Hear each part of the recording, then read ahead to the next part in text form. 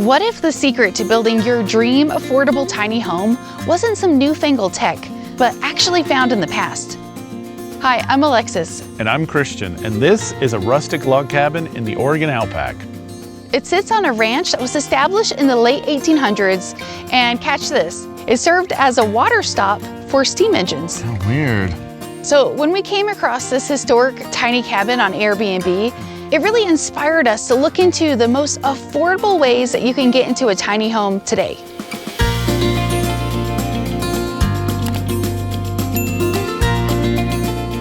Today, we're going to dig into how to build a tiny home on an extreme budget. But I also know that DIY isn't for everybody. Yeah, that's right. So we will also share how to find the most affordable small homes on the market. This cabin is a masterclass in self-reliance. It's built from logs harvested right here. And logs are the ultimate multifunctional building material because they serve as structural framing, exterior siding, insulation, and interior finish. This cabin was built with an interlocking technique. So think how Lincoln logs have those little flat spots on the end and they just kind of stick together. So because of that, there's not really any nails needed. Because the primary material for this cabin are trees, they came from this land, so they were all free. And that's the #1 secret to affordability, using what you have on your land. And people still do this today, like Natalie, who built a starter home tiny log cabin for just $5,000. Most of us don't live in the middle of a forest, but the idea is the same. Yeah, you can source reclaimed wood from a variety of places, or even go to a local sawmill, and you can save thousands of dollars versus going to a big box store. It's all about being clever and resourceful. And just remember, inexpensive doesn't mean low quality. Isn't that the truth? Yeah. So without further ado, let's go take a look inside this adorable little cabin.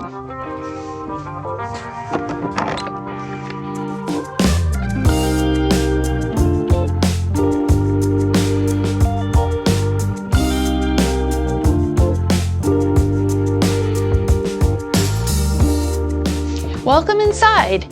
This is about 450 square feet, including the loft. And this main living area is 16 by 18. The space in here is so open and it's just perfectly simple. It's got everything you need and nothing you don't. And I just love the rustic beauty of the logs. You can just feel the history behind them. So as you can see, the original cabin used to just be one big room. And maybe a small loft. Yeah, up here's the loft. Which is a lot like a modern tiny house. True, yeah. And back then, it definitely had an outhouse. Oh yeah. But good news, now you have an indoor toilet. They've also added other modern conveniences and creature comforts like this giant sectional sofa. Speaking of modern conveniences, there's like this 1950s range over here in this galley kitchen. So this cabin was built practically for free in the late 1800s, and because it is so stout, it has lasted a very, very long time and been able to have modern conveniences added to it, you know, slowly over time, which was probably done very inexpensively.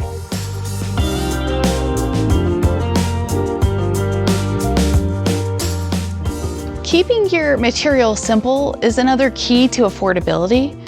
So again, these logs are the structure, the insulation, and the final finish all in one. So between each of the logs is the chinking, and this is what creates a seal from the outside elements. And traditional chinking was made from a mixture of free earthen materials. To achieve that same kind of affordability today, you can look at other earth-based building methods like cob, which is a mixture of sand, clay, and straw. And it can be used to build beautiful sculptural homes with material costs as low as a few $1,000s. Those natural materials have incredible thermal mass, which helps to keep a home cool in the summer and warm in the winter, just like these thick log walls. Okay, let's go check out the upstairs.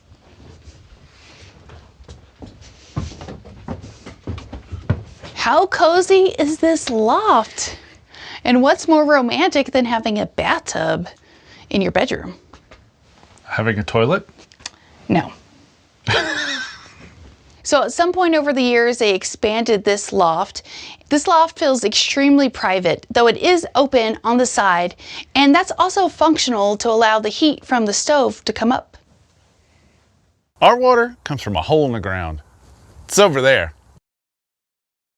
Relying on well water means we're solely responsible for all the safety and maintenance. That's why we're happy to be installing an iSpring whole house water filter. This beauty reduces calcium and magnesium buildup, protects pipes and appliances, and prevents corrosion. Next, it filters out heavy metals and nasty chemicals, delivering cleaner, safer water. Lastly, carbon filtration removes unpleasant odors for oh-so-fresh, tasty water. It's pretty compact for such a powerful whole house filtration system, which is ideal for tight spaces like our hole in the ground. It's engineered to support high flow and lasts up to a year before needing to change the filters. Luckily, that's super quick and easy. Whether you have city or whole water, level up your water safety with an iSpring whole house water filter. See the link in the description. This room is 16 by 12. And at one point they did a little addition on here. Back here where the bed is the original size of just the loft. And they decided to add on this front space, more than likely to put a couple of things for storage and to put this tub. Another thing that's been added is a second story deck, which gives great treehouse vibes, my favorite. This all reminds me that another key to affordability as your needs change over time is to build in phases. And that's just what Natalie did with her original tiny cabin that was simple and functional, and as her budget allowed and her family grew, she added on.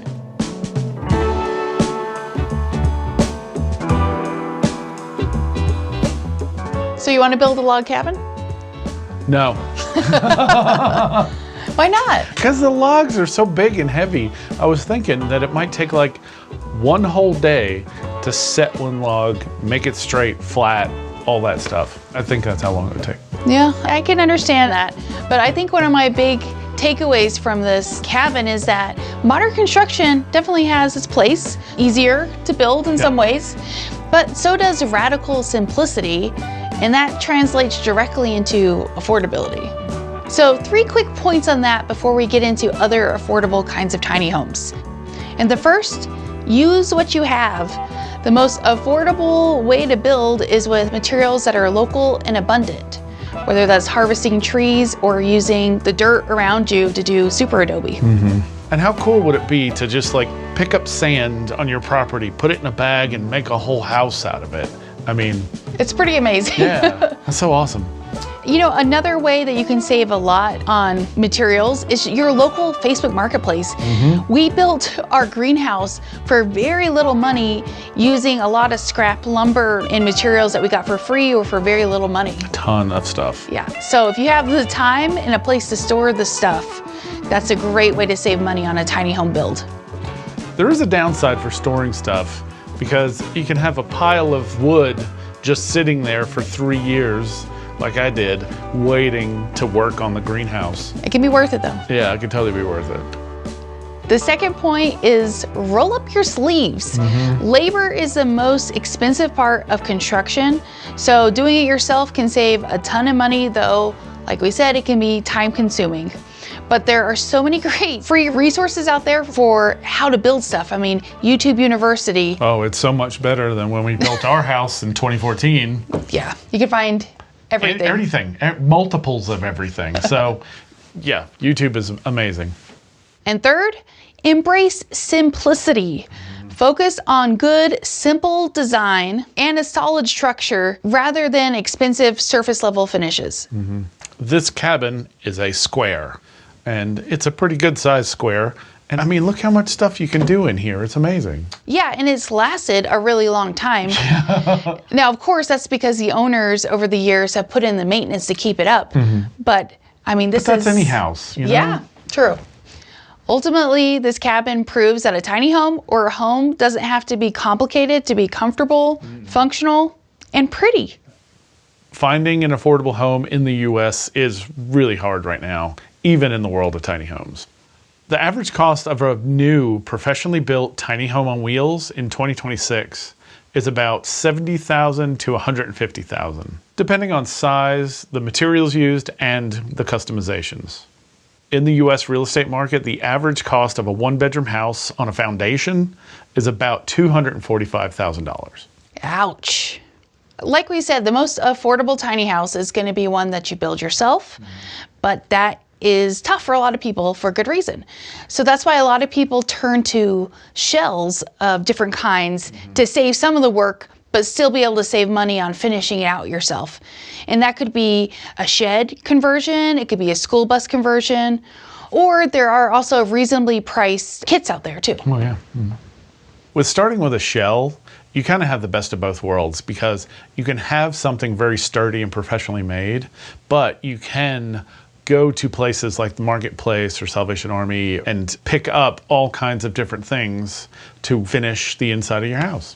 Yeah, like 70% of the stuff in our tiny house came from Habitat for Humanity. Oh yeah, it did. But anything stationary, whether it's built from logs or a shed or whatever, it needs the land. And that's a huge added expense, potentially, the land plus development that you might have to do if it doesn't have utility hookups. Cheap land is out there in rural and remote parts of the United States. And that's where you can find the least restrictions too, which is very helpful when building an alternative structure in particular. Just be aware, sometimes cheap land could be, one, in the middle of nowhere, and two, maybe it's just sand. True. There's a lot in Nevada that's pretty cheap. So consider how difficult it might be to hook up utilities and look into various off-grid power options and water too. Like, is rain catchment possible, or is it in the desert? And you know, you gotta look. But if you're not up for building your own house, definitely check out pre-owned tiny house listings, because there are massive savings out there. But also, there are a handful of states where you can still find homes under $150,000, in the small category, of course. But more than likely, some of those are going to be fixer-uppers. The good news is you can fix them up for cash slowly over time. And still have that pile of wood in your yard for years. A pile of wood can go a long way.